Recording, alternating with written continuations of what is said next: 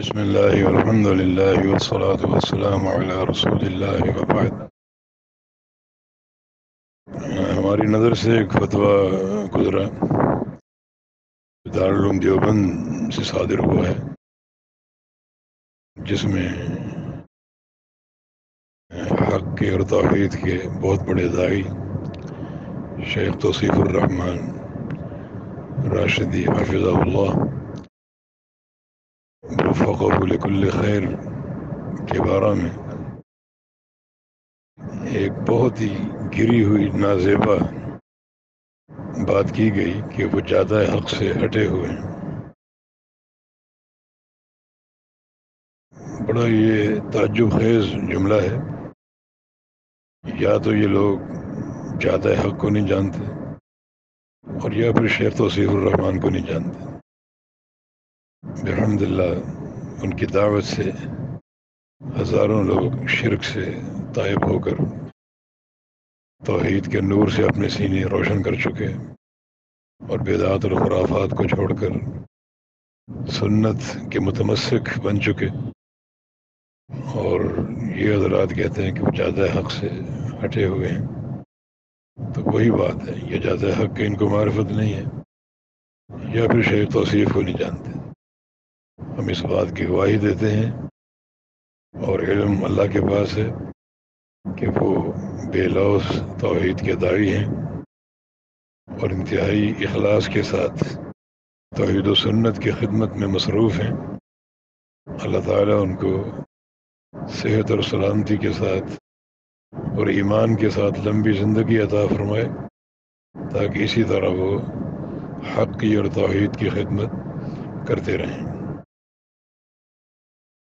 جو بندہ زیادہ حق سے ہٹا ہو تو کھل کر کہنا چاہیے تھا کہ ان کو نہ سنا جائے، بلکہ انتہائی جو ہیں وہ کمزور سے الفاظ کی احتیاط کرنی چاہیے۔ کوئی زیادہ حق سے ہٹا ہوا تو احتیاط کس چیز کی؟ کھل کے کہو کہ پھر ان کو بالکل نہ سنیں۔ جیسے سائل نے وجہ بیان کی ہے کہ وہ مولانا طارق جمیل پر تنقید کرتے ہیں، بالکل کیا وہ معصوم عن الخطا ہے؟ ہم کہتے ہیں کہ طارق جمیل صاحب ان کی زندگی کے سارے دروس اگر جمع کر لیں تو محتاط الفاظ میں 50% آپ کو جھوٹ ملے گا۔ من گھڑت روایتیں، بے اصل قصے کہانیاں اور موضوعات پر مبنی باتیں، تقریباً 50% آپ کو جھوٹ ملے گا۔ تو ہم تو کھل کر کہیں گے کہ ان کو سننا ناجائز ہے۔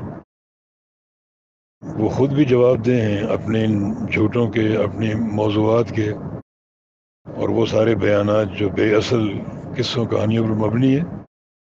اور چونکہ یہ بات ہماری اب سب سن رہے ہیں، تو اگر آپ اس کے بعد بھی سنیں گے تو آپ بھی عند اللہ جواب دیں کہ ایک بندہ جھوٹ بیان کرتا ہے اور آپ اس کو سنتے ہیں جا کر اور دل میں اس کی عقیدت لیے بیٹھے ہیں۔